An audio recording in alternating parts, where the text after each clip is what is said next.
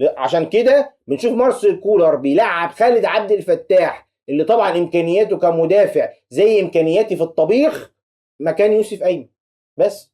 فيوسف ايمن ده خلاص انساه، اعتبره لعيب مش موجود في النادي الاهلي خلاص. جاب مين تاني؟ جاب اشرف داري ب 1.8 مليون دولار. طيب اشرف داري من ساعه ما جه النادي الاهلي لغايه النهارده لعب 10 دقائق، والعشر دقايق دول وعليهم وش الضيف.